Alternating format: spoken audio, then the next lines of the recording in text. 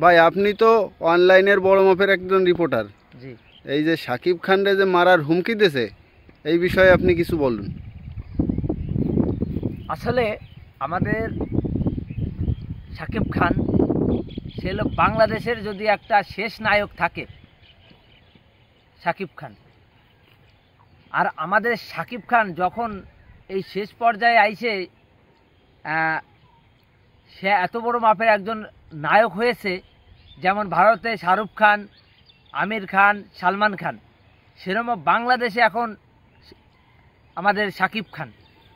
এখন আমাদের শাকিব খান আপনারা জানেন যে শাকিব খানের যে ছবি রিলিজ পায় হল মালিকরা সেই ছবি নেওয়ার জন্য কারাকারি বাঁধে, মানে শাকিব খানের ছবি ছাড়া হলে আর কোনো ছবি চলে না। এখন শাকিব খানের ছবি যদি একা শুধু শাকিব খানের ছবি চলে, দর্শকরা শাকিব খানের ভালোবেসে ফেলেছে। শাকিব খানের ছবি ভালো, অ্যাকশান ভালো, শাকিব খানের গল্প ভালো, এই জন্য দর্শকরা শাকিব খানকে ভালোবেসে শুধু শাকিব খানের ছবি হলে দেখতে যাচ্ছে। এখন শাকিব খানের ছবি যদি হলে দেখতে যায় তাহলে বাংলাদেশের যে নায়কগুলো আছে আরও সেই নায়কের ছবি দেখবে কারা? এখন আপনারা চিন্তা করুন, সেই সব নায়কদের ছবি বাংলাদেশে চলছে না কোনো হলে। আর যখন চলছে না তখন আপনি তো জানেনই যে যখনই আমাদের শাকিব খানের ছবি হলে চলছে, অন্য ছবি চলছে না, তখনই গেলাম শাকিব খানের শত্রু অটোমেটিক বেড়ে যাচ্ছে।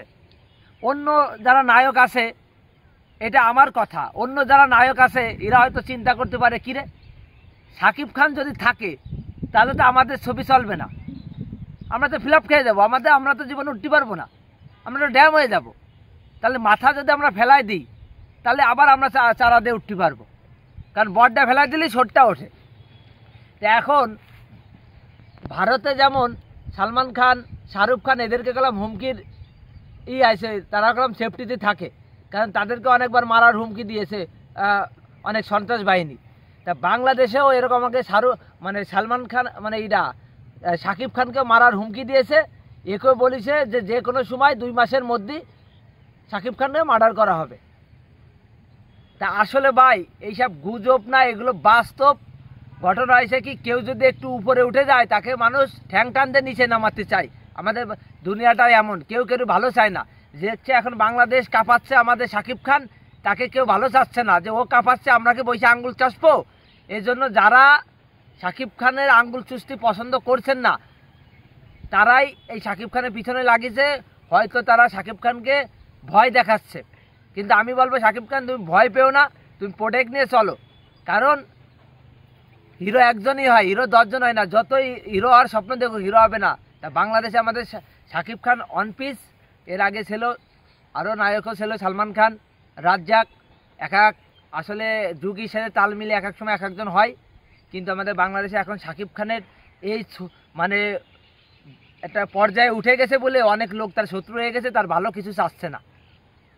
এর জন্য আমি বলবো যে শাকিব খান যাতে সেফটি নিয়ে চলে এবং সাবধানে থাকে, নাহলে আসলে সে যে কোনো সময় তার দুর্ঘটনা ঘটতেই পারে। এতটুকুই আমার কথা। আচ্ছা ভাই, আপনাকে অনেক অনেক ধন্যবাদ আমাকে সময় দেওয়ার জন্য। ভালো থাকবেন।